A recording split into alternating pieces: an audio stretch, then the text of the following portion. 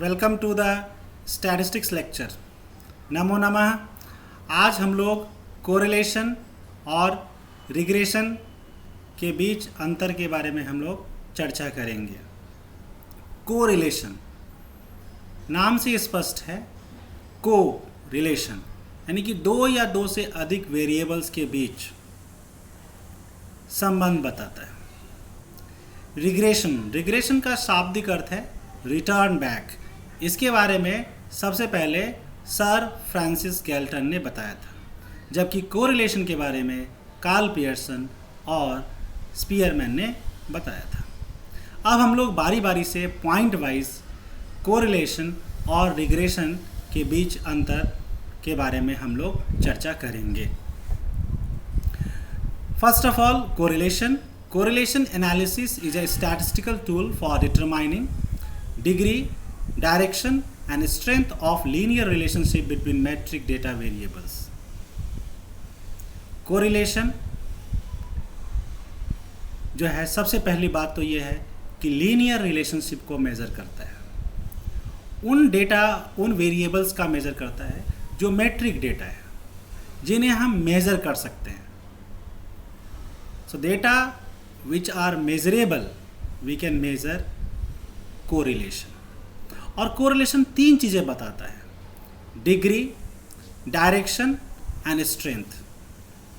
सबसे पहली बात तो ये है डिग्री। दो या दो से अधिक वेरिएबल्स के बीच कोरिलेशन को मापता है। कोरिलेशन की वैल्यू -1 से लेकर के +1 के बीच में होती है। तो subordinate correlation 0.2, it means low degree. Subordinate correlation 0.9, it means high degree of relationship. But correlation direction भी बताता है, डायरेक्शन ऑफ लीनियर रिलेशनशिप। जैसे if there is positive relationship, तो x और y जो है दोनों सेम डायरेक्शन में मूव करते हैं। यदि नेगेटिव रिलेशनशिप है तो x और y वेरिएबल अपोजिट डायरेक्शन में मूव करते हैं। जैसे अभी मैंने एग्जांपल दिया था r = 0.2, पॉजिटिव कोरिलेशन है। इट मीन्स x और y जो है वो दोनों सेम डायरेक्शन में मूव करेंगे। बट स्ट्रेंथ ऑफ रिलेशनशिप यानी कि हम रिलेशनशिप मेज़र करते हैं तो उसमें कितनी मजबूती है, कितनी गहराई है, ये भी हमें कोरिलेशन बताता है। बट इसके लिए हमें r² की वैल्यू निकालनी पड़ती है। एज फॉर एग्जांपल, यदि r की वैल्यू 0.9 है तो स्ट्रेंथ मेज़र करने के लिए r² हम कर देंगे, यानी कि 0.9 का whole square 0.81। So 81% is the strength of relationship whenever r = 0.9। इस तरह से हम कह सकते हैं कि कोरिलेशन एनालिसिस एक तरह का सांख्यिकीय उपकरण है जो मेट्रिक डेटा वेरिएबल्स के लीनियर रिलेशनशिप को मापता है और साथ ही साथ तीन चीज़ें ये डिटरमाइन करता है, प्रकट करता है, बताता है, ज्ञात करता है, और वो है degree, direction and strength of linear relationship. अब हम बात करते हैं रिग्रेशन एनालिसिस की। रिग्रेशन एनालिसिस जो है वो नेचर ऑफ रिलेशनशिप यानी कि रिलेशनशिप की प्रकृति, संबंध की प्रकृति को बताता है। ये फंक्शनल रिलेशनशिप को बताता है। ये बताता है कि x और y दो वेरिएबल्स हैं तो उनमें से कौन सा कॉज है और कौन सा इफेक्ट है, कौन सा इंडिपेंडेंट वेरिएबल है और कौन सा डिपेंडेंट वेरिएबल है, एक वेरिएबल दूसरे वेरिएबल को कैसे प्रभावित करती है, यह रिग्रेशन एनालिसिस भी बताता है। इसके साथ ही साथ regression analysis is also useful for prediction और फॉरकास्टिंग, यानी कि रिग्रेशन एनालिसिस भविष्यवाणी के लिए एक तंत्र प्रदान करता है। तो अभी हमने समझा कि कोरिलेशन और रिग्रेशन का क्या अर्थ है। अब हम लोग नेक्स्ट पॉइंट की चर्चा करते हैं और वो है कॉज एंड इफेक्ट रिलेशनशिप। तो कोरिलेशन एनालिसिस जो है वो कॉज एंड इफेक्ट रिलेशनशिप बता भी सकता है और नहीं भी बता सकता है। इसे हम एक एग्जाम्पल की सहायता से समझते हैं। जैसे प्राइस एंड डिमांड। यदि हम लॉ ऑफ डिमांड की बात करें तो if price of own commodity increases then quantity demanded falls. इसका मतलब ये हुआ कि जब वस्तु की अपनी कीमत में वृद्धि होती है तो मांग की मात्रा कम हो जाती है। तो वस्तु की अपनी कीमत में वृद्धि, ये प्राइस जो है कॉज है, और क्वांटिटी डिमांडेड फॉल हो जाता है वस्तु की अपनी कीमत बढ़ने पर। तो ये जो क्वांटिटी डिमांडेड है वो इफेक्ट हुआ। तो कोरिलेशन एनालिसिस जो है कॉज एंड इफेक्ट रिलेशनशिप बताता है और नहीं भी बताता है। जैसे हम दूसरा एग्जांपल लेते हैं। ऐसा डेटा इकट्ठा किया गया जिसमें लोगों का इनकम ज़्यादा था और उनका वेट भी कलेक्ट किया गया, डेटा कलेक्ट किया गया रिगार्डिंग वेट। अब यह देखा गया कि जिनकी इनकम ज़्यादा है उनका वज़न भी ज़्यादा है। तो यह हम कभी नहीं कह सकते कि वज़न बढ़ने का कारण इनकम है। तो एक एग्जाम्पल में मैंने बताया कि कॉज एंड इफेक्ट रिलेशनशिप बता सकता है, जैसे प्राइस एंड डिमांड वाले एग्जाम्पल में, और दूसरे एग्जाम्पल जो इनकम एंड वेट वाले एग्जाम्पल में हमने बताया कि कॉज एंड इफेक्ट नहीं भी बता सकता है। बट रिग्रेशन जो है हमेशा कॉज एंड इफेक्ट रिलेशनशिप को बताता है। So regression analysis always show cause and effect relationship. If there is cause there will be effect, if there is dependent variable then there will be independent variable। Next point की हम चर्चा करते हैं coefficient.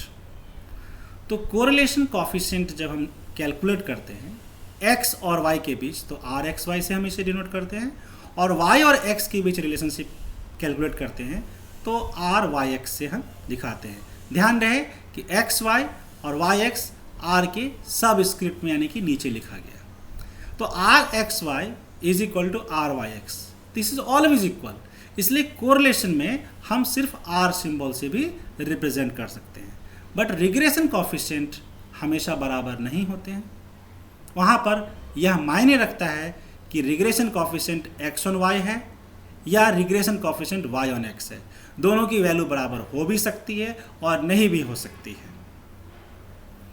तो regression coefficient are not always equal. It makes a difference which one is independent variable and which one is dependent variable। जैसे x और y में यदि हम x यदि कहें कि इंडिपेंडेंट है और y डिपेंडेंट है तो रिग्रेशन कोफिशिएंट bxy की वैल्यू डिफरेंट हो सकती है रिग्रेशन कोफिशिएंट byx। तो हम यह कह सकते हैं कि इस बात का हमें ध्यान रखना है कि रिग्रेशन कोफिशिएंट में x ऑन y या y ऑन x है, बट कोरिलेशन में ऐसी कोई बात नहीं है। x और y के बीच रिलेशनशिप हो या y और x के बीच हो, हमेशा दोनों बराबर होते हैं। इसलिए हम कह सकते हैं correlation coefficients are always equal. It is immaterial which of x and which of y is dependent और इंडिपेंडेंट वेरिएबल। अब हम नेक्स्ट पॉइंट की बात करते हैं। नेक्स्ट पॉइंट है change of origin and change of scale. यहाँ पर यह समझना जरूरी है कि चेंज ऑफ ऑरिजिन का मतलब क्या है और चेंज ऑफ स्केल का मतलब क्या है। यदि हमारे पास x और y का डेटा अवेलेबल है और उस डेटा में हम हर डेटा में x के हर डेटा में हम सेम चीज़ प्लस कर दें और y के डेटा में हम हर चीज़ कोई प्लस कर दें, तो आंसर पर कोई फर्क नहीं हुआ। कोरिलेशन कोफिशिएंट के आंसर पर कोई फर्क नहीं होगा। तो चेंज ऑफ ऑरिजिन का मतलब है कि हर डेटा में या तो प्लस सेम आइटम कर दे या सेम आइटम माइनस कर दे सेपरेटली, तो आंसर में कोरिलेशन कोफिशिएंट के आंसर में कोई फर्क नहीं होता। चेंज ऑफ स्केल यानी कि सेम आइटम को हम किसी एक आइटम से, किसी एक नंबर से हम मल्टीप्लाई कर दें या डिवाइड कर दें, तो भी आंसर पर कोई फर्क नहीं पड़ेगा। लेकिन रिग्रेशन कोफिशिएंट की बात करें तो regression coefficients are independent of origin, मतलब प्लस या माइनस सेम आइटम करें हर वेरिएबल में तो आंसर पर फर्क नहीं पड़ेगा रिग्रेशन कोफिशिएंट के, बट मल्टीप्लाई डिवाइड का फर्क पड़ता है। इसलिए हम कह सकते हैं कि regression coefficients are not independent of scale. यह बात का ध्यान रहे कि कोई भी सेम नंबर प्लस कर दे, माइनस कर दे, मल्टीप्लाई कर दे, डिवाइड कर दे, तो कोरिलेशन पर कोई फ़र्क नहीं पड़ेगा, बट रिग्रेशन में प्लस माइनस का फ़र्क नहीं पड़ता, लेकिन मल्टीप्लाई और डिवाइड का फ़र्क पड़ता है। इसलिए हम कह सकते हैं कि correlation coefficients are independent of change of origin and change of scale, but regression coefficients are independent of change of origin but not scale. अब हम नेक्स्ट पॉइंट की बात करते हैं, एरर्स। जब हम कोरिलेशन x और y वेरिएबल के बीच पता करते हैं, ज्ञात करते हैं, तो हो सकता है कि कुछ एरर्स हो जाए।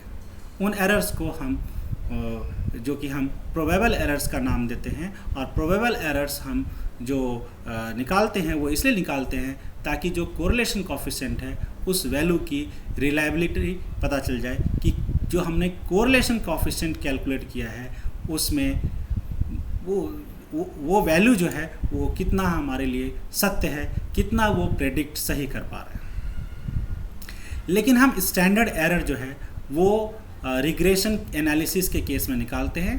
एक रिग्रेशन लाइन जो जिसे हम एवरेज लाइन भी कहते हैं, उससे हमारा जो वैल्यू है, एक्चुअल वैल्यू, वो कितना डेविएट करता है, कितनी उसकी डिस्पर्जन है, कितना वो उसकी वेरिएशन है, इसको मापने के लिए स्टैंडर्ड एरर का इस्तेमाल किया जाता है। तो स्टैंडर्ड एरर जो है हम रिग्रेशन एनालिसिस के केस में निकालते हैं, और स्टैंडर्ड एरर हमेशा जो है रिग्रेशन लाइन के कंटेक्स्ट में होता है। जबकि प्रोबेबल एरर जो है वो कोरिलेशन कोएफिशिएंट की रिलायबिलिटी को मेज़र करने के लिए हम ज्ञात करते हैं। तो इस बात को समझना ज़रूरी है कि प्रोबेबल एरर जो है वो कोरिलेशन कोएफिशिएंट की स्थिति में हम ज्ञात करते हैं, उसकी रिलायबिलिटी के लिए ज्ञात करते हैं, बट स्टैंडर्ड एरर हम ये पता करते हैं कि जो हमारा रिग्रेशन लाइन है वो उससे हमारा एक्चुअल वैल्यू कितना डेविएट कर रहा है, हमारा जो प्रेडिक्शन है उसमें कितनी एक्यूरेसी है, इसके मेजरमेंट के लिए इसका हम इस्तेमाल करते हैं। तो आज का वीडियो लेक्चर यहीं पर समाप्त होता है। धन्यवाद।